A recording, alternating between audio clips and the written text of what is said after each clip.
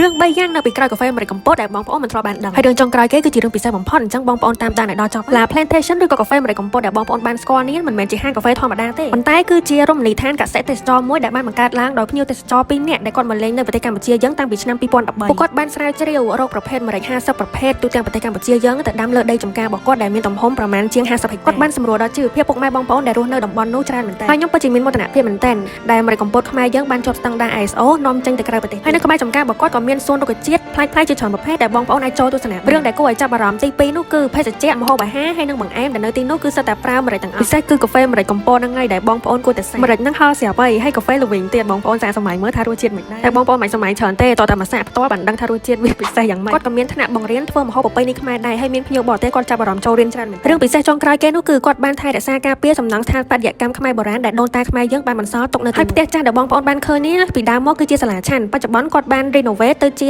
ហាងលក់ម្រេចដែលបងប្អូនអាចទៅសាកទៅភ្លក់រសជាតិម្រេចផ្ទាល់និងទិញផ្ទាល់ពីចម្ការរបស់គាត់តែម្ដងបងប្អូនអាចចែករំលែកវីដេអូនេះបន្តដើម្បីឲ្យពុកម៉ែបងប្អូនខ្មែរយើងនិងភ្ញៀវបរទេសផ្សេងទៀតបានស្គាល់ពីម្រេចកំពតខ្មែរយើងឲ្យច្រើនបន្ថែមទៀតអរគុណបងប្អូនសម្រាប់ការឆ្លញ់ចូលចិត្តកុំភ្លេច follow អូនម្នាក់មួយផងណាជួបគ្នានៅវីដេអូក្រោយទៀតបាយបាយ